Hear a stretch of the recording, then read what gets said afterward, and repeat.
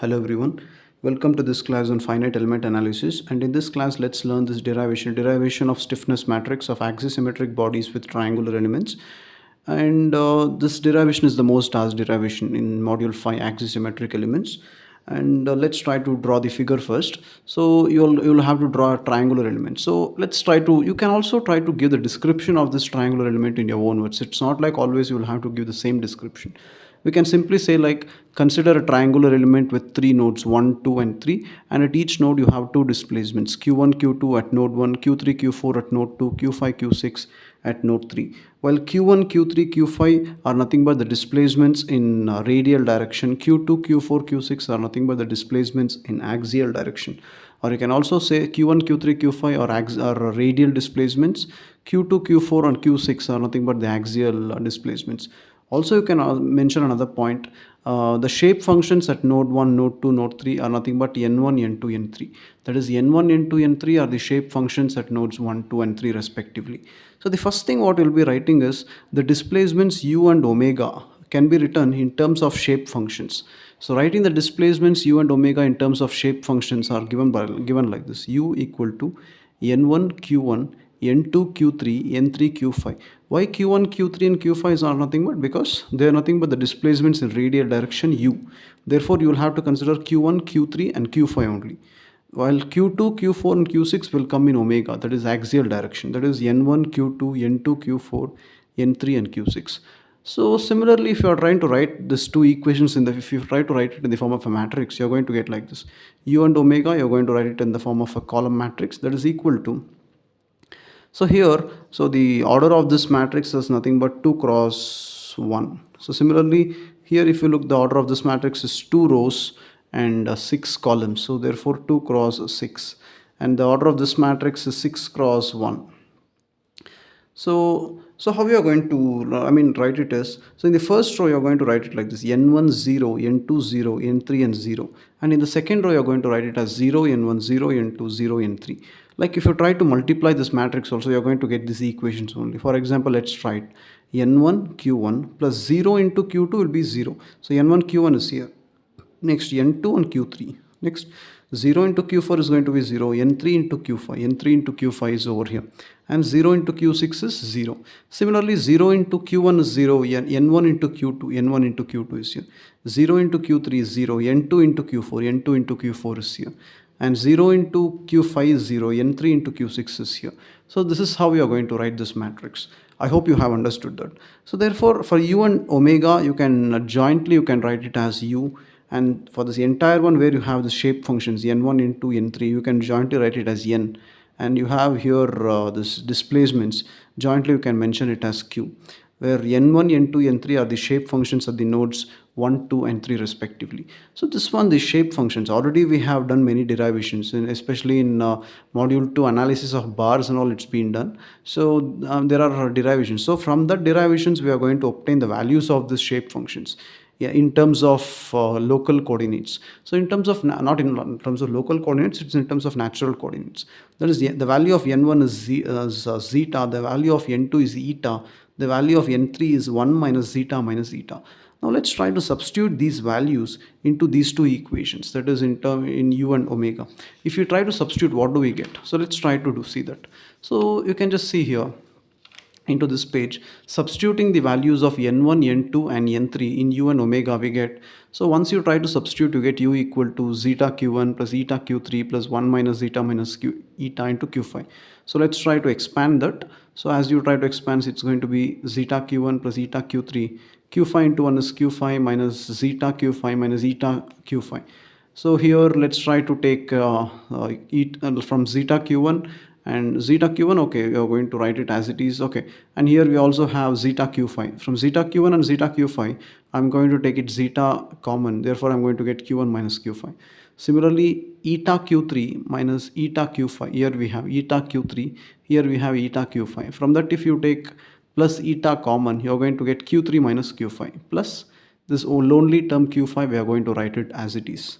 Next, omega equal to zeta q2 plus eta q4 plus 1 minus zeta minus eta q6. This is nothing but, in omega equation, we are going to substitute the values of n1 into n3. Similarly, we are going to expand it by multiplying it inside zeta q2 plus zeta q4. Q6, you are going to multiply it inside. Q6 into 1 is q6 minus zeta q6 minus eta q6. So once you do that, and let's try to rearrange it later. So minus zeta q2. Next, we are going to write it, this one, all these equations. Next, finally, if I try to take zeta common, so it is between q2 and q6. q2 minus q6 is zeta plus eta. If I try to take out common, I'm going to get q4 minus q6 plus this q6. I'm going to write it as it is. So now we have written, like in terms of shape functions, writing the taking the displacements and writing in terms of shape functions, and substituting the values of the shape functions. We have got these two equations.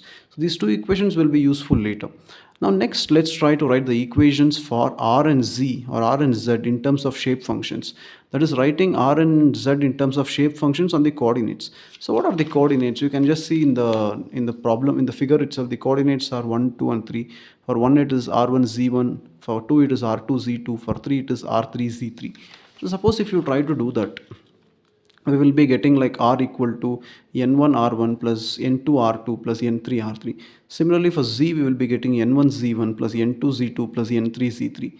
So now let's try to substitute the values of n1 equal to zeta, n2 equal to eta, and n3 equal to 1 minus zeta minus eta in the above equations. So suppose if you do that, if you try to substitute this in the above equations, we are going to get it like this. That is, r equal to zeta r1 plus eta r2, that is here, and in place of n3 it's going to be 1 minus zeta minus eta r3.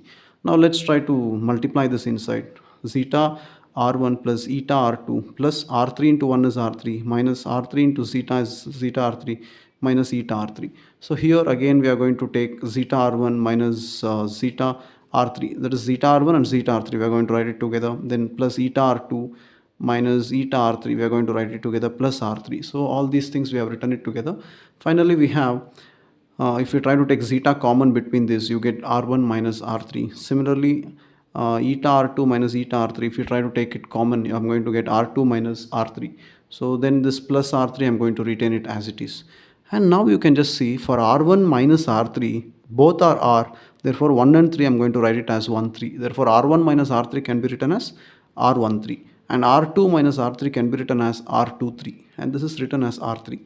Similarly, if you try to do for z, if you try to substitute the values of n1, n2, n3 in z, I'm going to get it like this: z equal to zeta z1 plus eta z2 plus 1 minus zeta minus eta z3. Suppose if I'm trying to do that, I'm going to get, let's try to multiply that zeta z1 plus eta z2. Let's try to multiply this z3 inside. Z3 into 1 is z3 minus eta's minus zeta z3 minus eta z3. So I'm going to get zeta z1 minus zeta z3 plus, so I'm going to take this one and here common, zeta z1 and minus zeta z3. First I'm going to write that together, because next, in the next step, I can take that as common terms, just like however I did here, the same thing I'm going to repeat it here. Plus zeta plus eta z2 minus eta z3 plus z3, I'm going to take it common. So now in from zeta z1 and z3, I'm going to take it I'm going to take zeta outside as common, then the remaining terms are z1 minus z3. Similarly, if I'm trying to take between this as eta common, z2 minus z3, I'm going to take it plus z3. Finally, if I'm trying to arrange everything, and then z1 minus z3 can be written as z13 zeta plus z2 minus z3 can be written as z23 eta plus z3. So I hope you have understood this. The same way, however I did this, the same way only I'm going to do this also. The next step what we are going to do in this derivation is write the strain displacement relations for the axisymmetric solid, and it is given by epsilon equal to, that is, as I told earlier itself, for an axisymmetric body you're going to take the strain, the coordinates generally are in three directions, that is r direction, theta direction, z or z direction. Therefore this is nothing but axial or linear strain, you say, epsilon r, epsilon theta, epsilon z or epsilon z. Next we have shear strain given by like nu, this is called as nu r z direction. You're going to take it in r and z direction. This epsilon r is given by dou u by dou r, and this is given by u by r. This is given by dou omega by dou z, and this is given by dou u by dou z plus dou omega by dou r. You're going to write it like that. Next, let's try to write the derivatives of displacement u or omega with respect to r and z. With respect to r and z, when we are writing, we'll get we will get like this: dou u by dou z into dou u by dou zeta equal to dou r by dou zeta into dou z by dou zeta, dou r by dou eta, dou z by dou eta into dou u by dou r into dou u by dou zeta. That is, when you're trying to do the matrix multiplication over here, so like this, when you're trying to multiply this with this and going to add this and this, you're going to get finally this one only, dou u by dou zeta. Similarly, when you're trying to multiply the second row with this column, you're going to get same this one as well. That is why we are trying to do that. So that one will be equating it to Jacobian, j into this one, whatever the same you're going to write. That means this 2 cross 2 matrix, we are going to take it as a Jacobian matrix. That is nothing but dou r by dou zeta, dou z by dou zeta, dou r by dou eta, and dou z by dou eta. So that's what I'm going to write, that as Jacobian matrix. Similarly, next from one we have, once we wrote it for this u displacement, similarly we'll have to write for for omega displacement as well. So wherever I have u, I'm going to replace with omega for the second one. So wherever I have u, I'm going to replace with omega. Dou u by dou r is going to become dou omega by dou r. So if I'm trying to do that, I'm going to get the second Jacobian matrix as well. Finally, the Jacobian matrix I'm going to equate it to. So earlier we obtained like some equations in terms of R and Z, right? R13, R23, Z13 and Z23. So we are going to substitute that R13, R23, Z13 and Z23 over here. So that is, here we have dou R by dou zeta, dou R by dou eta, dou Z by dou zeta and dou Z by dou eta. So wherever we have that R and R, Z and Z, we are going to replace it like this. So the next step, so as I told, these two steps almost they are similar only, except wherever you have u, you are going to replace it with omega. That is the only change. So please make a note of it. Next, equation 1. So you see now this one, wherever the Jacobian matrix we have got, that we have taken it as equation number 1. So let's try to take that as equation number 1. So equation 1 can be rewritten as, see what they have done in equation 1 is, so this they have taken it as equation 1, that is dou u by dou zeta into dou u by dou eta equal to Jacobian of dou u by dou r into dou u by dou zeta. Now let me try to send this this j to the other side. If I send to the j to the other side, it becomes j inverse. That is Jacobian inverse of dou u by dou zeta into dou u by dou eta. That is dou u by dou r into dou u by dou z. That will be equated to j inverse of, if the j goes to the other side. That's what we have. That's what we have right here. Dou u by dou r into dou u by dou z equal to j inverse of dou u by dou zeta into dou u by dou eta. The second one is nothing but for this equation, for this matrix or for this Jacobian, whatever we got it in for omega. This is for u and this is for omega. So that means nothing but in the same way, wherever you have u, you replace it with omega. So you are going to get this as well. So now what is the J inverse? J inverse is nothing but the inverse of the Jacobian matrix. So you all know what is A inverse. Generally, if I'm telling A inverse means it's nothing but adjoint of A divided by determinant of A. Similarly, J inverse will be adjoint of J divided by determinant of J. So adjoint of J is obtained by, you can just see what is the J matrix. So J matrix is nothing but this is the J matrix, R13, Z13, R23 and Z23. So what is the adjoint of this matrix? Adjoint of this matrix is nothing but interchanging the elements in the diagonal matrix and trying to change the sign of the other two elements. So interchanging the elements in the diagonal matrix. So R13 will come here, Z23 will go here, or Z23 will go here. And similarly, the signs of these two elements will change. That is, it is plus Z13, therefore I'm going to write it as minus Z13. It is plus R23, I'm going to write it as minus R23. And here and here I'm going to interchange that. Here I'm going to write it Z23, here I'm going to write R23, R13. So when I'm trying to do that, you can just see clearly here, I've written the adjoint of that matrix.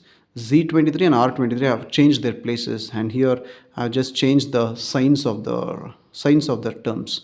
So only that's the only thing that I have done. And determinant of J, you all know well how to do the determinant. So here you can just see cross multiply this R13 into Z23 minus R23 into Z13. That is what is the determinant. So determinant is very much easier.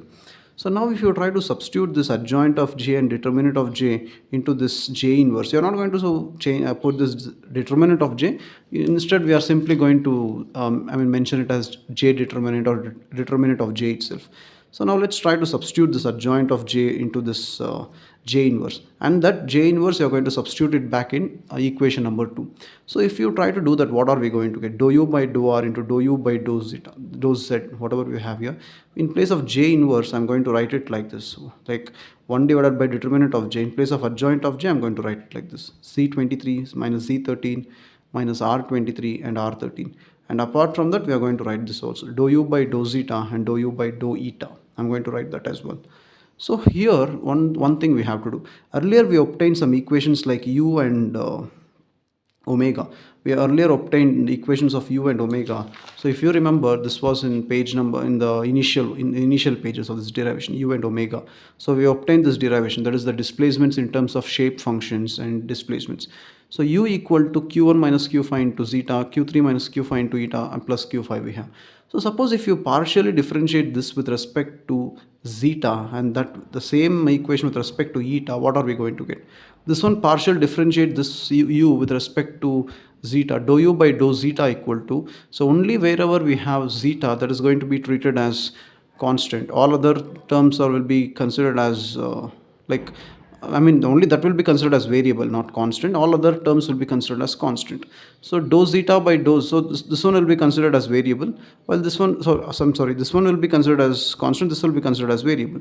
So therefore, this I'm going to consider this q1 minus q phi, I'm going to take it outside. That q1 minus q phi is nothing but the constant, and this is nothing but the variable. Dou zeta by dou zeta is going to be 1. While this one completely, it's going to be treated as constant only. So differentiation of constant will be 0. Similarly, dou u by dou eta when I try to do, so this one will be treated as constant, will be taken outside. Dou eta by dou eta will be 1. All other terms will be treated as constant and it will be 0. That's what I have written it over here. You can clearly check it over here. U equal to q1 minus q phi into zeta, q3 minus q phi into eta plus q phi. Dou u by dou zeta. So wherever you have zeta, only that will be considered taken outside, and all other terms will be 0. And similarly, dou u by dou eta. So only this q3 minus q phi. So those both I'm going to substitute it here. Once after substitution of that, what I'm going to do in the next step is, so similarly I'm going to write it for dou omega by dou r and dou omega by dou z. So how are we going to get that is, just in this matrix here, we are going to replace u with omega. So wherever you have u, replace it with omega. You are going to get that matrix. Similarly here, dou omega by dou zeta and dou omega by dou eta. So earlier, just like how similarly we got u equation, similarly we are going to get omega equation as well. We have already got this omega equation. So this one, if you partially differentiate with respect to zeta and eta, we are going to get q2 minus q6 and q4 minus q6 respectively. So that is what it is, q2 minus q6 and q4 minus q6 respectively. I have mentioned it over here. You can clearly check it. So now if you try to expand, so by expanding we get, so now if you just observe clearly, what is epsilon r? Earlier we just wrote like a matrix, strain displacement relations. Now we just wrote this. So we have to obtain the relations for all this. Epsilon r equal to dou u by dou r. So dou u by dou r. So where is dou u by dou r? So dou u by dou r into this matrix is here. I'll just show you over here. You can just see clearly here. Dou u by dou r is nothing but here, only in this. Dou u by dou r is the first term. So when it's the first term, you're going to take only the first row and multiply with this column. So only that we are going to do, z23 into dou u by dou zeta minus z13 into dou u by dou eta. So only that we are going to do. So only that first row we are going to consider. So we are going to consider that, and in place of, you can just see clearly, in place of dou u by dou zeta we have q1 minus q phi, and dou u by dou eta we have q3 minus q phi. So that is another thing that you have to observe. So here we have like that. So z23 into q1 minus q phi minus z13 into q3 minus q phi. So let's try to do that as well. So let me just try to do that. So z23 into q1 minus q phi, z13 into q3 minus q phi. So multiplying the z23 inside, z23 q1 minus z23 q phi, similarly z13 q3 plus z13 q phi. If you are trying to do all that, and upon simplification, so finally I'm going to get this. So finally z23 q1, and wherever when you have z13, that can be replaced as z31. That is minus z13 can be replaced as plus z31. So understand that is very, very important. Minus z13 can be replaced as plus 31, and z13 minus z23 3 and 3, if it goes out, you're going to be left out with only z12, so z12q5. So that is how we have obtained the equation for this epsilon r. Similarly, epsilon theta is nothing but given by u by r. So wherever we have got that u, so u equation, earlier only I have written it out. So let me just show you that again. So u equation, we have just obtained it here. So u equation is here, so you can just see clearly. So this you can consider to be like u equation, zeta q1 plus zeta q3 1 minus zeta minus eta into q5. So let me just take that same equation and divide it with r. So you are going to get that as well. So epsilon theta is also obtained. Now next you will have to do epsilon z. Epsilon z is nothing but dou omega by dou z. So dou omega by dou z, you're going to get it from this matrix. So dou omega by dou z. So from this matrix, it is nothing but here you're going to take, it's the second term. Therefore, you're going to multiply the second row with this column. Minus R23 into Q2 minus Q6 plus R13 into Q4 minus Q6. So if you just try to do that. So let me just try to do that.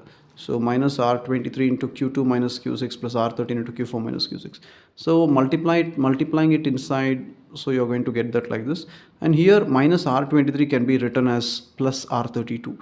And similarly, R13, like R23 minus R13 can also be written as R21, or else you can leave it as it is.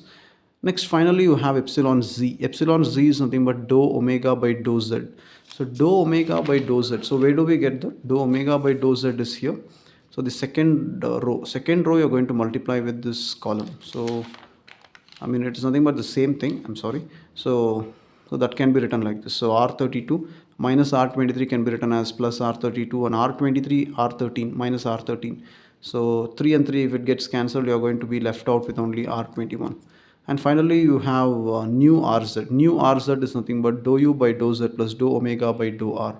We have that as 1 by determinant of j. So we have like this. That is dou u by dou z and dou omega by dou r. If you just dou u by dou z and dou omega by dou r. So if you just take this matrices, whatever you have earlier, dou u by dou z. So dou u by dou z is nothing but this one, the second term. That means you're going to multiply the second row with this column and dou u by dou z plus dou omega by dou r. Dou omega by dou r is nothing but here. That one you're going to add it with this, that is this first row with this first column. You're going to multiply that both and going to write that. So that is what we are going to obtain it here for new r in z. So for new r in z, you're going to do that. So you're going to write that. So you're going to take 1 by determinant of j outside as common and going to write that. And when you're trying to multiply it inside, similarly, finally you're going to get it like minus R23 can be replaced as plus R32. And just similar, however we did it earlier, we can try to do it. Plus R23 minus R13, 3, if it gets cancelled, you're going to be left out with R21. So finally, we are going to get a big equation in terms of R1, R2, R3, R4, R5 and R6. So now finally, I'm going to replace on substituting. You see now all those we'll have to substitute it back here. So once you try to substitute everything, we have got in terms of dou u by dou r, everything we have just got it. From the entire matrix, 1 by determinant of j will be common. So apart from that, here we will have to take the remaining terms, and q1, q2, q3, q4, q5, q6. That will be taken constant. If you just start writing this derivation, you will understand. The remaining terms is what you will have to write it here. So this is for the first row. In the first row, you will have to take the second, fourth, sixth elements 0, 0, 0. Similarly, here also in first and second rows, second, fourth and sixth elements will be 0, 0, 0. In third row, the first, third and fifth element will be 0, 0, 0. And finally, this is for the last one. That is, the first term is for epsilon r, second one is for epsilon theta, third row is for epsilon z, and fourth row is for new rz. So if you're just taking it like that, you're going to get the remaining terms only over here. And that will be written as B into Q, and finally that B is nothing but the stiffness matrix or the strain displacement matrix. So this is all about the derivation. I hope you have understood it. Thank you.